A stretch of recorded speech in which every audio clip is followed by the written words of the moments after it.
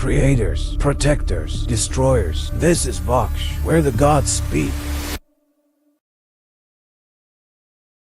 Ravana. His name is known across the realms, whispered in awe and fear.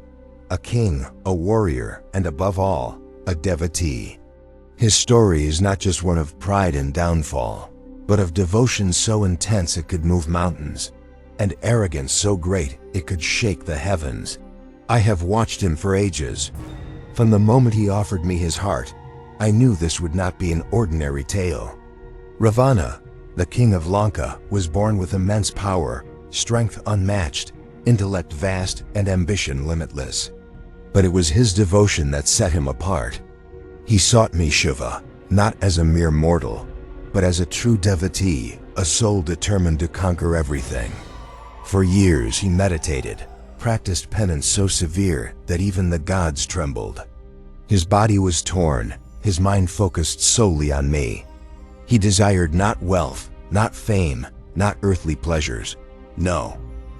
What Ravana sought was power beyond any king's imagination, power that could rival the gods themselves. And when his devotion reached its peak, I appeared before him, granting him a boon. "Ask me what you will," I told him. "What is it that you seek, Ravana?" He asked for immortality, for invincibility, the ability to defeat anyone and everything in the world.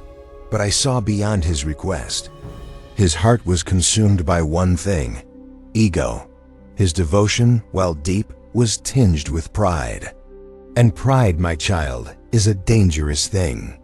So I granted him the boon, not of immortality, but of supreme power. He would be invincible to gods, demons, and all living beings, save for one. But I knew, even as I spoke those words, that it was not the power that would destroy him. It would be his own arrogance, his belief that he was untouchable. Ravana left the mountains, his chest swelling with the fire of victory, and returned to his kingdom of Lanka. His rule became absolute, his empire vast. He became a force no one could reckon with, striking fear into the hearts of both gods and mortals alike. But even as he rose, something within him began to change. It was not enough for Ravana to be powerful. He sought to be worshipped, to be revered as the supreme ruler, the one who could never be defeated. His devotion shifted from me to his own reflection. No longer did he bow before the cosmic order. He believed himself to be the master of it. And that is where the tragedy lies.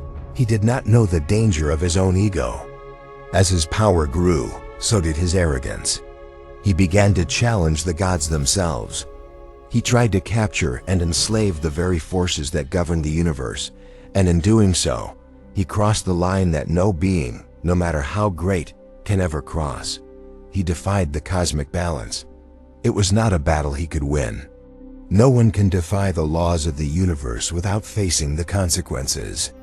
And so Ravana's downfall began. His pride clouded his judgment. His belief that he was invincible made him blind to the one weakness he could never overcome: the gods themselves. He dared to abduct Sita, the goddess, the wife of Lord Rama, to fulfill his own desires, to assert his dominance over the world of men and gods alike. I watched silent as the storm that Ravana had unleashed began to consume him. His actions were no longer those of a devoted soul, but of a king blinded by his own greatness. The very devotion that had once made him great now became his undoing. In his final days, Ravana faced the one he had underestimated the most: Rama, the prince of Ayodhya, the incarnation of Vishnu himself, the very being that Ravana could not defeat. And in that final battle, in the heart of Lanka, Ravana's fate was sealed. As I watched the battle unfold, I did not rejoice, for I had seen the rise and fall of many gods, kings, and warriors alike. Ravana's story was a reminder that even the greatest devotion can be corrupted by pride, that even the mightiest beings must bow before the cosmic order. Ravana's fall was not just the fall of a king. It was the fall of a devotee who forgot the true nature of devotion. He had sought power, but he had lost the humility that must accompany it. And in the end, it was not his strength or his might that defeated him. It was his own ego, the very thing that had once made him great, that led to his undoing. So remember this, my child. Even the greatest among you must remain humble. No devotion, no power, no strength is worth anything if it is not tempered by humility and understanding of the balance of the universe. Ravana's fall is a lesson not just for kings, but for all of you.